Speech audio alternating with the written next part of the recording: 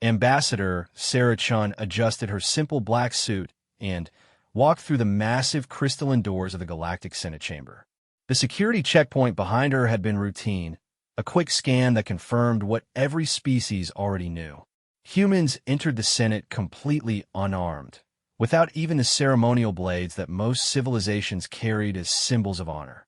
The vast chamber stretched before her, a marvel of architectural cooperation between dozens of species. Floating platforms held representatives from across the galaxy, each delegation equipped with their traditional weapons displayed prominently. The Korthax carried their plasma spears, crackling with barely contained energy. The Zilani wore their infamous monomolecular whips coiled around their waists. Even the peaceful Mirren had their crystal shards that could cut through steel. Only the humans sat empty-handed. Sarah took her place on the human platform, joining her fellow ambassadors. Around the chamber, she could feel the familiar mixture of curiosity and condescension from other species. The humans were still relatively new to galactic politics, having joined the Senate only 50 years ago after their first successful faster-than-light voyage. "The session will now begin," announced Chancellor Vextar, a towering hegemony representative whose 4 arms each held a different ceremonial weapon. "Today we discuss the ongoing territorial dispute between the Korthax Empire and the Zilani Federation regarding the Nexus system." As the debate began, Sarah noticed the usual pattern. Species after species stood to speak, their weapons glinting in the chamber's artificial light. The sight was meant to remind everyone of their martial heritage, their capacity for violence, their strength. It was an ancient tradition that predated the Senate itself. Only armed representatives could speak for armed civilizations. General Thexmore of the Korthax rose first, his plasma spear humming with power. "The Nexus system has been under Korthax protection for 3 centuries. Our warriors died to secure those worlds from the Void Swarm. We will not surrender them to Zilani opportunists." The Zilani representative, High Warrior Silthara, uncoiled her whip with a sharp crack. "The Korthax speak of protection, but they strip mine our ancestral worlds. The Zilani Federation will reclaim what was stolen through Korthax deception." Back and forth the arguments went, each speaker gesturing with their weapons to emphasize points. The other species watched with keen interest, taking notes on who seemed stronger, more prepared for conflict. In galactic politics, the threat of violence was often more powerful than violence itself. Through it all, the humans remained silent and weaponless. Sarah had been through this dozens of times before. She knew what the other species thought. The humans were weak, pacifist, afraid of real conflict. Some whispered that Earth's representatives were cowards hiding behind the Senate's protective protocols. Others theorized that human technology was so primitive they had no weapons worth displaying. Both theories were laughably wrong. The truth was far more complicated and far more dangerous than any alien civilization had yet realized. The real reason humans entered the Senate unarmed was not weakness. It was the most profound act of mercy the galaxy had ever witnessed. As the debate raged on, Sarah's mind drifted to the classified briefings she'd received before taking this position. The files marked with the highest security clearances in human space. The knowledge that only a handful of people across all of humanity were permitted to know. She thought about Admiral Harrison's words during her final preparation. "Remember, Sarah, we don't carry weapons in the Senate not because we don't have them, but because we have too many. The other species see our empty hands and think we're defenseless. If they knew the truth about what every human carries inside them, this chamber would empty in seconds." A chime echoed through the chamber, indicating that other species could now offer mediation or commentary on the dispute. Several representatives stood, all armed, all ready to demonstrate their civilization's martial prowess as they spoke. Sarah remained seated, as she always did during these early phases. Human policy was clear: observe first, understand the full scope of any conflict before offering input. Let the other species exhaust themselves with displays of strength. But Today felt different. The tensions between the Korthax and Zalani were escalating beyond normal diplomatic posturing. Sarah could see it in their body language, hear it in the increasing aggression of their words. This wasn't just another territorial dispute heading for peaceful arbitration. This was a conflict that might actually lead to war. And if war came, the galaxy would finally learn why humans went weaponless into the Senate chamber. Sarah's hand moved unconsciously to her chest, where her heart beat with the steady rhythm that every human shared. Hidden beneath her skin, invisible to every scanner the galaxy possessed, lay the real reason for her species' confidence. The secret that would terrify every other civilization in existence 3 days later. The situation had deteriorated rapidly. The Korthax Empire had mobilized their war fleets, massive dreadnoughts bristling with plasma cannons. In response, the Zalani Federation deployed their stealth armadas, ships that could phase in and out of normal space to strike without warning. Both sides were positioning for what seemed like inevitable conflict. Sarah stood in the human embassy's communication center, watching the tactical displays with growing concern. Her colleague, Ambassador Marcus Webb, ended a call with Earth Command and turned to her with a grim expression. "The Joint Chiefs are getting nervous," Marcus said. "Fleet Admiral Torres wants to know if we should start evacuation procedures for human colonies near the potential conflict zone." Sarah shook her head. "Not yet. The Senate protocols are still in effect. As long as both sides remain in negotiations, we maintain our standard position. Even if those negotiations are clearly failing." Marcus pulled up a holographic display showing troop movements. "Intelligence suggests the Korthax are planning a preemptive strike within the week." Through the embassy's transparent walls, Sarah could see other species representatives hurrying between buildings. The Mirren delegation was already packing their crystal gardens, preparing to evacuate their peaceful species to neutral territory. The hegemony ambassadors were reinforcing their embassy's defensive shields. Only the human embassy remained calm, its small staff going about their daily routines as if the galaxy wasn't on the brink of its first major war in 2 centuries. Sarah's communicator chimed with an encrypted message from Dr. Elena Vasquez, the head of the Human Biological Warfare Division, a department that officially didn't exist. The message was brief: preliminary authorization received. Awaiting your assessment for Protocol 7 activation. Protocol 7. Sarah had hoped never to see those words outside of training simulations. She walked to her private office and activated the quantum encryption field. Within moments, Dr. Vasquez's hologram appeared before her. "Elena," Sarah said, "tell me you're not seriously considering this." Dr. Vasquez was a small woman with prematurely gray hair and eyes that had seen too much classified research. "I'm not considering anything, Sarah. I'm following orders from the highest levels." The president himself authorized preliminary preparations. "The galaxy doesn't know what they're dealing with," Sarah said. "If we activate Protocol 7, even partially, it changes everything. Forever. Which is exactly why the decision isn't taken lightly." Elena's hologram flickered as she transmitted additional data. "But our projections show that a full-scale war between the Korthax and Zalani could destabilize 17 systems and result in over 40 billion casualties. The collateral damage alone would dwarf anything the galaxy has seen." Sarah reviewed the classified files that appeared before her.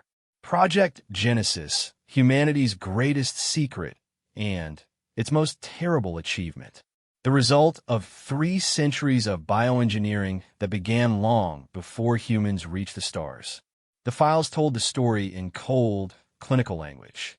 How human scientists had discovered that their species possessed a unique genetic flexibility that other aliens lacked. How they had enhanced that flexibility using advanced nanotechnology. How every human born in the last 150 years carried dormant capabilities that made them something far beyond baseline humanity. "The other species think we're weak because we don't carry weapons," Sarah said quietly. "They have no idea that we don't need to carry weapons because we are weapons." Elena nodded grimly.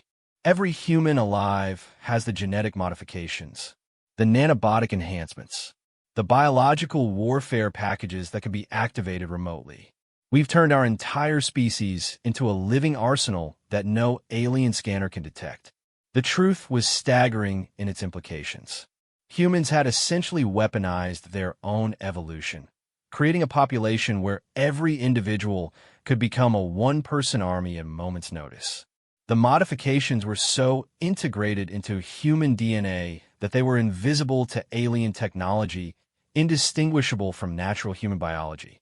How many people know? Sarah asked. Globally? Maybe 300. The president, the joint chiefs, department heads like myself, and key ambassadors like you. That's it. Even the people who carry the enhancements don't know they have them. Sarah thought about the 40,000 humans living throughout the galaxy, traders, diplomats, scientists, colonists. Each one an unwitting sleeper agent carrying enough destructive potential to level entire alien cities. Each one a weapon that could be activated with the right signal. The ethical implications alone, Sarah began, were debated extensively before implementation.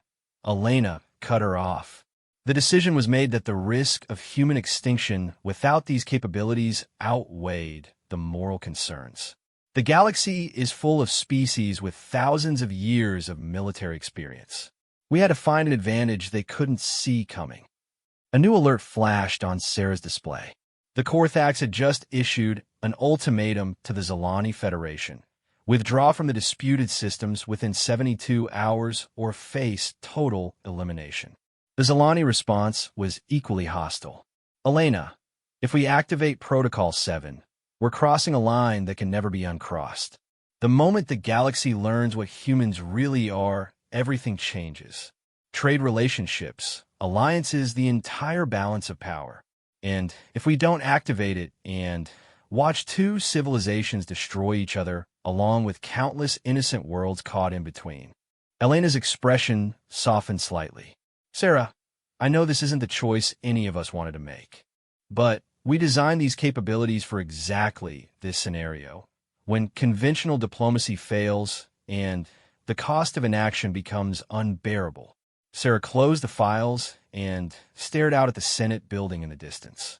In a few hours, she would return to that chamber where aliens displayed their traditional weapons with pride, never suspecting that the greatest weapon in the galaxy sat quietly among them, hidden in plain sight. How long do I have to make the recommendation? She asked. The Joint Chiefs want an assessment within 24 hours. If you recommend activation, we can have the first phase ready within 6 hours of authorization.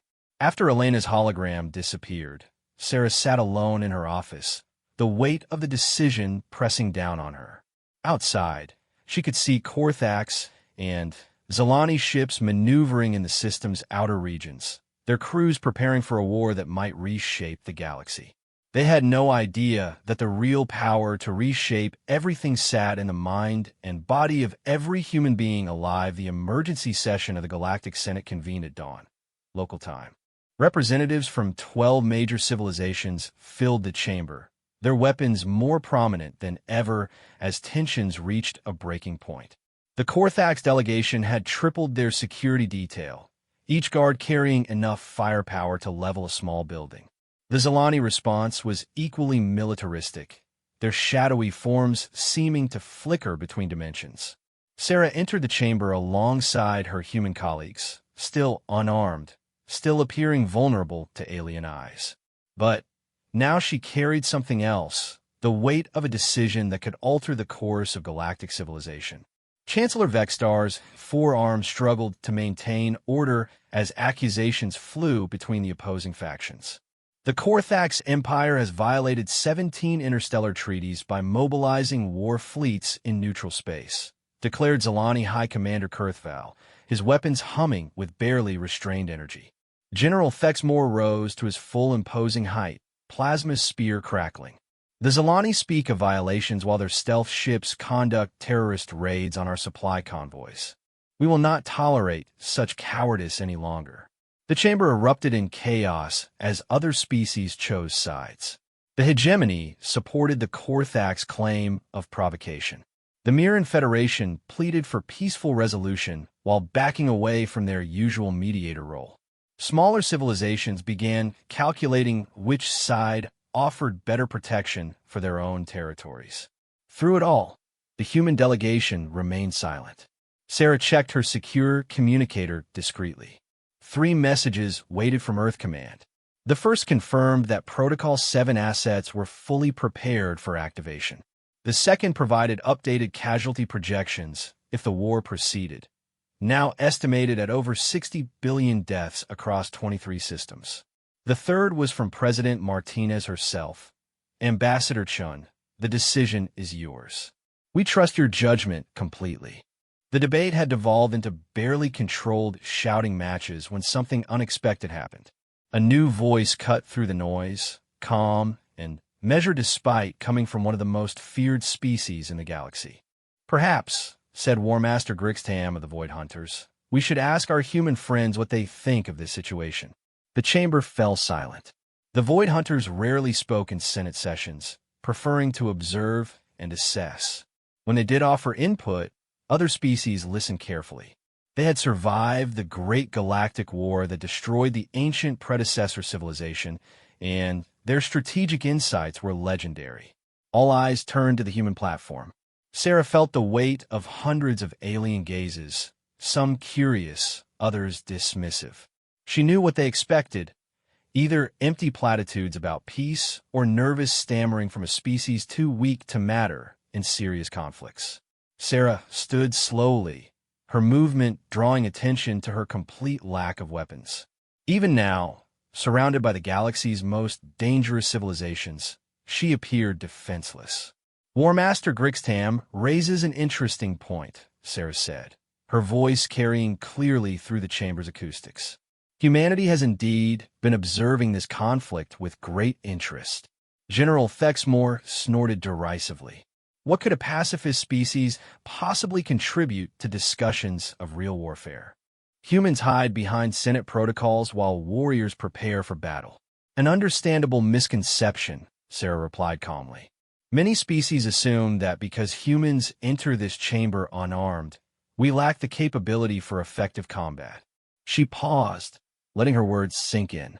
Around the chamber, alien representatives leaned forward slightly, sensing something different in the human ambassador's tone. Before humanity joined this Senate, we spent considerable time studying galactic military doctrine, Sarah continued. We analyzed the weapons you carry, the tactics you employ, the strategies that have dominated interstellar conflict for millennia. High Commander Kurthval's whip coiled restlessly. Analysis is not the same as capability, human. Your species has never faced real war. That's where you're wrong, Sarah said, and something in her voice made several aliens shift uncomfortably. Humanity has been at war for most of our existence. We simply learned to wage it differently than anyone else in the galaxy. She gestured toward the weapons displayed throughout the chamber. You carry plasma spears, monomolecular whips, crystal blades, energy projectors. All external tools that can be detected, countered, or removed. Impressive weapons, but ultimately limited by their physical nature. The chamber had grown completely silent now. Even the background hum of translation systems seemed muted. Humans chose a different path, Sarah said. We realized that the most effective weapon is one your enemy cannot see, cannot prepare for, and cannot defend against. Chancellor Vexstar's multiple eyes focused intently on the human ambassador. Explain. Sarah smiled, and for the first time since joining the Senate, she appeared genuinely dangerous. Every human in this galaxy is a weapon, Chancellor. We don't carry arms because we don't need to. We are arms. The silence that followed was absolute. Sarah could see confusion on some alien faces, dawning comprehension on others, and growing alarm among the more perceptive species. Impossible, General Thexmore snarled. Our scanners would detect any concealed technology. Your scanners are designed to detect external weapons and conventional modifications, Sarah replied. They cannot identify biological enhancements that are indistinguishable from natural human physiology. War Master Grixtam leaned forward, his ancient eyes narrowing. "What are you saying, human?" Sarah activated her communicator, sending a coded signal that would reach every human in the galaxy within seconds. Not an activation command, not yet, but a preparation signal that would begin the initial biological cascades. "I'm saying that every human trader in your spaceports, every human diplomat in your capitals, every human scientist in your research stations carries the capacity for warfare that exceeds anything in this chamber." The implications hit the alien representatives like a physical blow. Thousands of humans were scattered throughout galactic civilization, trusted members of communities, integrated into alien societies. If Sarah was telling the truth, "You're bluffing," High Commander Kurthval said, but his voice lacked conviction. Sarah's smile widened. "Would you like a demonstration?" The chamber erupted in alarm as the true meaning of humanity's weaponless presence in the Senate became clear. They hadn't come unarmed because they were weak. They had come unarmed because they were the weapon the chamber descended into controlled chaos as alien representatives frantically activated their communication systems. Emergency protocols activated across the galaxy as civilizations suddenly realized that thousands of humans lived and worked within their territories. Humans who might be something far more dangerous than anyone had imagined. Sarah remained standing calmly as security forces from multiple species converged on the human platform. Korthak's plasma rifles powered up while Zalani phase shifters materialized from the shadows. Even the peaceful Mirren had deployed their defensive crystal formations. "Stand down." Chancellor Vextar's voice boomed through the chamber. "No weapons will be discharged in the Senate chamber." Chancellor General Thexmore growled, his massive frame tense with barely controlled aggression.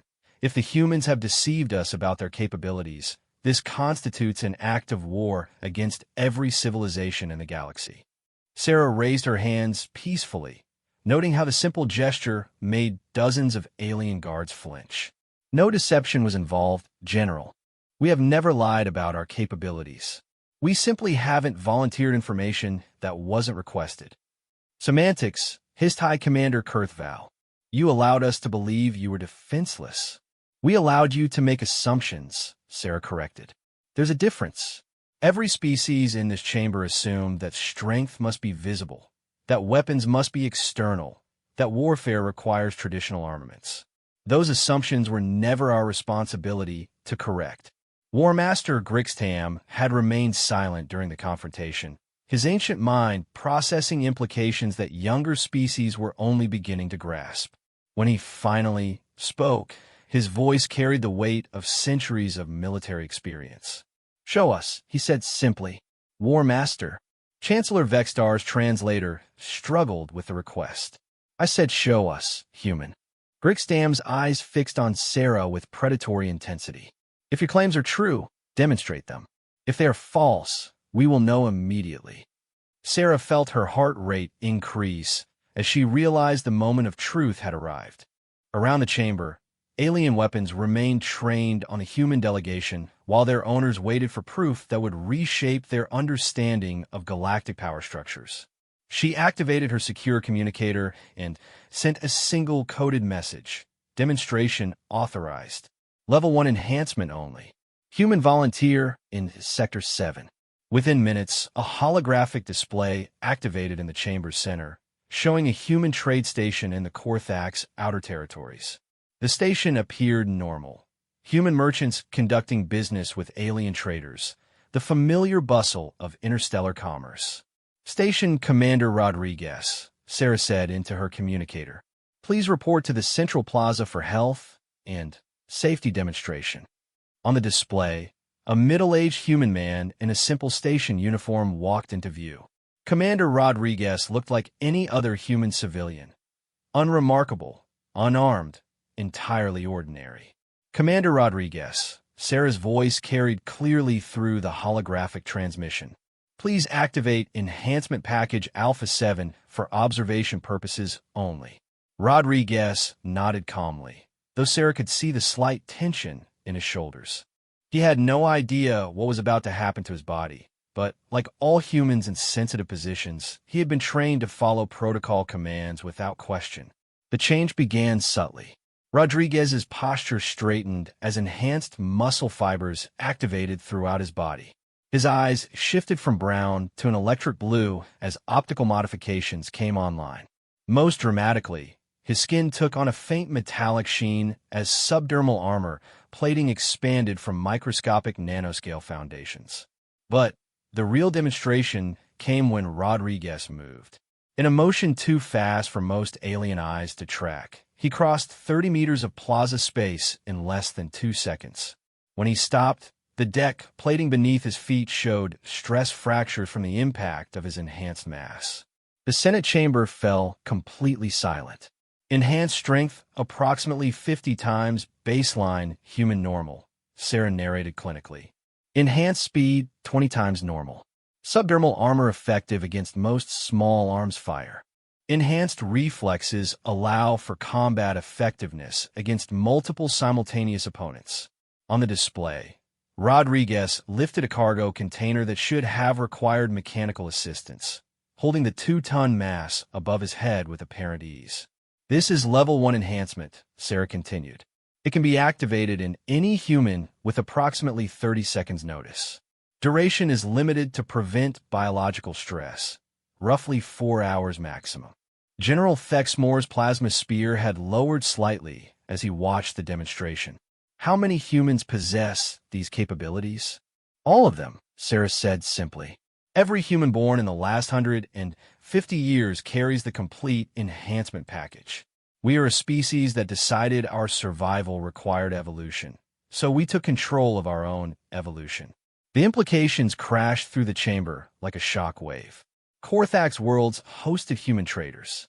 Zalani research stations employed human scientists. Hegemony colonies welcomed human immigrants.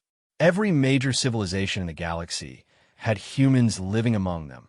Humans who could apparently transform into superhuman warriors at a moment's notice. Level 1 is our basic combat package, Sarah continued. There are 5 enhancement levels total, each designed for different threat scenarios. 5 levels. Chancellor Vexstar's voice carried barely controlled alarm. Level 2 includes integrated weapons systems, directed energy projection, enhanced sensory packages, and advanced tactical processing. Level 3 adds biological warfare capabilities and environmental adaptation. Level 4 includes limited phasing technology and battlefield medical systems. High Commander Kurthval's whip had gone completely still. And Level 5? Sarah's expression grew grave. Level 5 is classified as a planetary threat. It has never been activated outside of controlled testing environments. The biological cost to the human subject is significant. On the holographic display, Commander Rodriguez was slowly returning to normal appearance as the enhancement cycle completed. He looked tired but otherwise unharmed. The enhancement packages are activated remotely, Sarah explained. No human can trigger them independently. This ensures that the capabilities cannot be used for personal gain or criminal activity. War Master Grixtam leaned back in his chair, his ancient mind processing the strategic implications.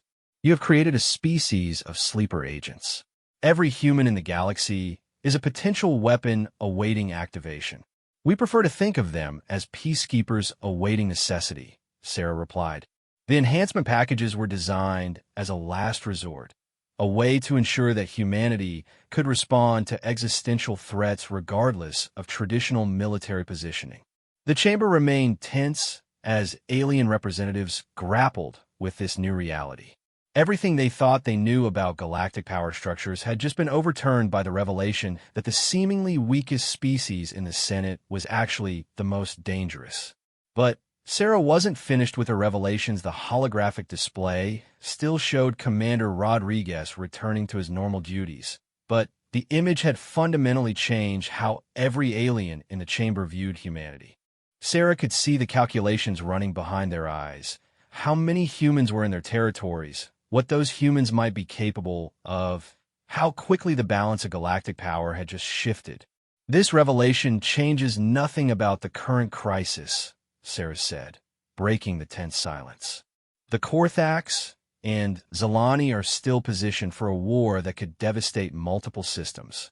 That remains humanity's primary concern. General Thexmore's massive frame seemed to have deflated slightly. How can you claim the crisis remains unchanged? You have just revealed that your species could eliminate any civilization in the galaxy. Could, yes, Sarah acknowledged. Will, only if absolutely necessary. The enhancement packages were designed as a deterrent, not as weapons of conquest. High Commander Kurthval's form flickered between dimensions, a sign of extreme agitation among his species. You expect us to simply accept that humanity has this power and trust that you will never use it against us? No, Sarariplaith Gamli. I expect you to understand why we revealed it now. War Master Grickstam's ancient eyes narrowed as he grasped the implication. The war between Korthax and Zalani threatens to destabilize the entire galactic region. You revealed your capabilities to prevent that war. Sarah nodded. Precisely. Our projections indicate that a full conflict between your civilizations would result in over 60 billion casualties and the collapse of multiple interstellar governments. The Human Enhancement Program was designed to prevent exactly this scenario.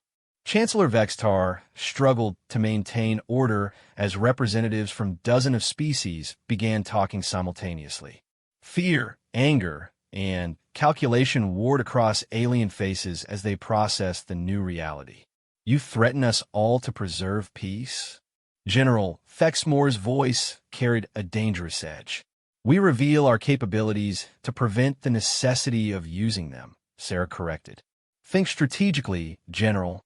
If humanity wanted to conquer the galaxy, would we have spent 50 years sitting quietly in Senate sessions?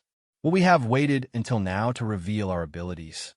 The logic was undeniable, though clearly uncomfortable for the gathered aliens. Humanity had been a member of galactic civilization for decades, during which they had consistently advocated for peaceful solutions and diplomatic resolutions. Then what do you want? High Commander Kurthval demanded. Sarah gestured toward the two opposing factions. We want the Korthax Empire and the Zalani Federation to step back from the brink of war and return to meaningful negotiations. We want the galactic community to understand that some conflicts are too dangerous to be allowed to proceed. And if we refuse, General Thexmore's challenge rang through the chamber. Then, humanity will be forced to take steps to prevent the greater catastrophe, Sarah replied. Not because we want to, but because we're the only species with the capability to do so effectively. The implications hung heavy in the chamber's atmosphere. Every alien representative understood the unspoken message. Humanity now held the power to unilaterally end conflicts that threatened galactic stability. War Master Grigstam stood slowly, his movement drawing attention from the entire chamber. Ambassador Chun, your species has just fundamentally altered the balance of galactic power. The question now is whether you intend to be benevolent guardians or hidden tyrants. Sarah met his gaze steadily. The question isn't what humanity intends, War Master. The question is what the galaxy chooses to do with this knowledge. She activated her communicator and transmitted a new set of files to every delegation in the chamber. We are releasing complete technical specifications for our enhancement detection protocols. Every civilization in the galaxy will now have the ability to identify enhanced humans within their territories. The chamber erupted in surprise. General Thexmore leaned forward aggressively. You would surrender your tactical advantage so easily. We never wanted a tactical advantage, Sarah replied. We wanted survival insurance. Now that the galaxy knows we possess these capabilities, the deterrent effect no longer requires secrecy. The files she had transmitted were exactly what she claimed, detailed information about the biological markers that would allow alien scanners to detect enhanced humans. It was an unprecedented act of technological sharing that demonstrated humanity's commitment to transparency. High Commander Kurthval studied the data flowing across his display. With this information, we could neutralize enhanced humans before they could activate their abilities.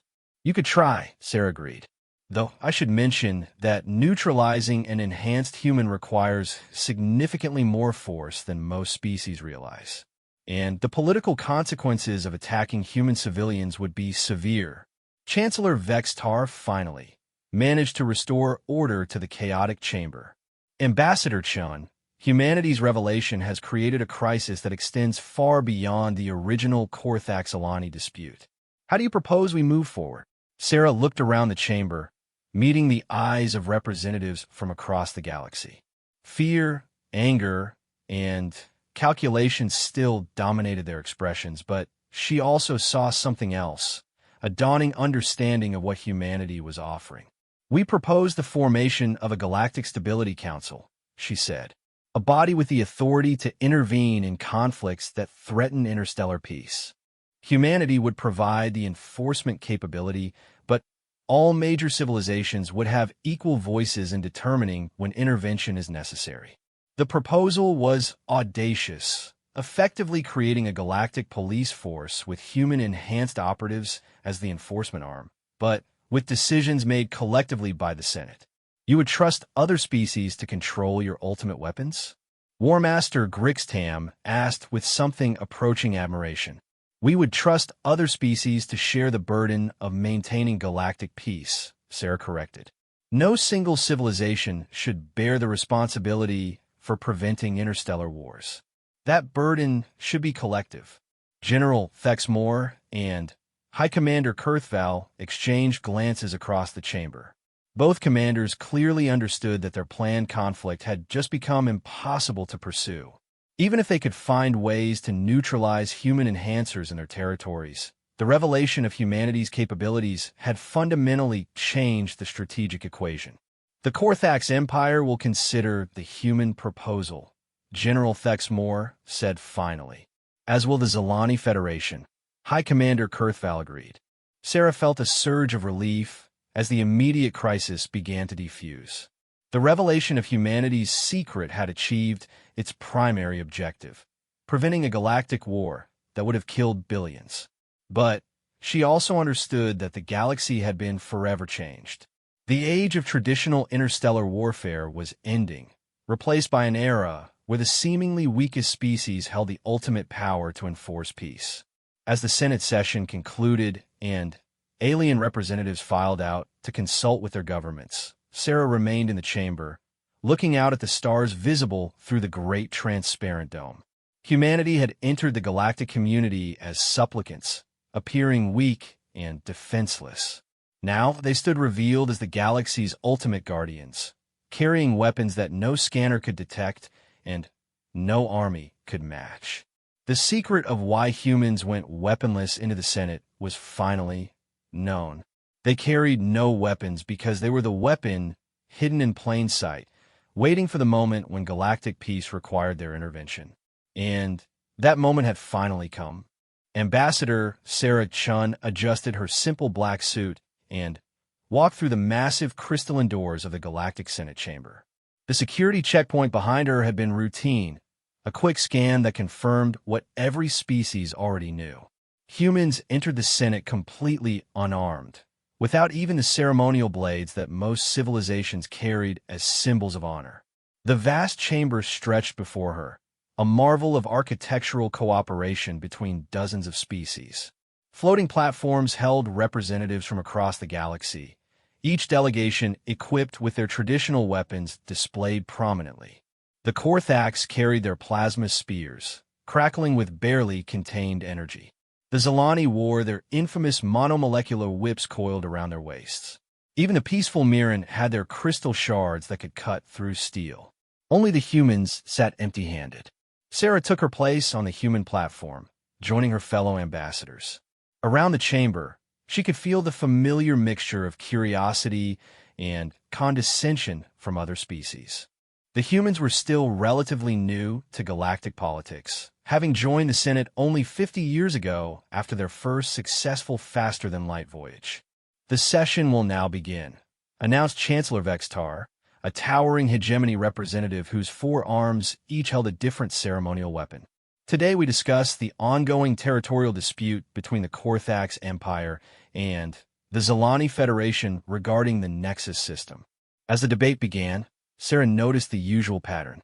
Species after species stood to speak, their weapons glinting in the chamber's artificial light. The sight was meant to remind everyone of their martial heritage, their capacity for violence, their strength. It was an ancient tradition that predated the Senate itself. Only armed representatives could speak for armed civilizations. General Thexmore of the Korthax rose first, his plasma spear humming with power. The Nexus system has been under Korthax protection for 3 centuries. Our warriors died to secure those worlds from the Void Swarm. We will not surrender them to Zilani opportunists. The Zilani representative, High Warrior Silthara, uncoiled her whip with a sharp crack. The Korthax speak of protection, but they strip mine our ancestral worlds. The Zilani Federation will reclaim what was stolen through Korthax deception. Back and forth the arguments went, each speaker gesturing with their weapons to emphasize points. The other species watched with keen interest, taking notes on who seemed stronger, more prepared for conflict. In galactic politics, the threat of violence was often more powerful than violence itself. Through it all, the humans remained silent and weaponless. Sarah had been through this dozens of times before. She knew what the other species thought, that humans were weak, pacifist, afraid of real conflict. Some whispered that Earth's representatives were cowards hiding behind the Senate's protective protocols. Others theorized that human technology was so primitive they had no weapons worth displaying. Both theories were laughably wrong. The truth was far more complicated and far more dangerous than any alien civilization had yet realized. The real reason humans entered the Senate unarmed was not weakness. It was the most profound act of mercy the galaxy had ever witnessed. As the debate raged on, Sarah's mind drifted to the classified briefings she'd received before taking this position. The files marked with the highest security clearances in human space. The knowledge that only a handful of people across all of humanity were permitted to know. She thought about Admiral Harrison's words during her final preparation. Remember, Sarah, we don't carry weapons in the Senate not because we don't have them, but because we have too many. The other species see our empty hands and think we're defenseless. If they knew the truth about what every human carries inside them, this chamber would empty in seconds.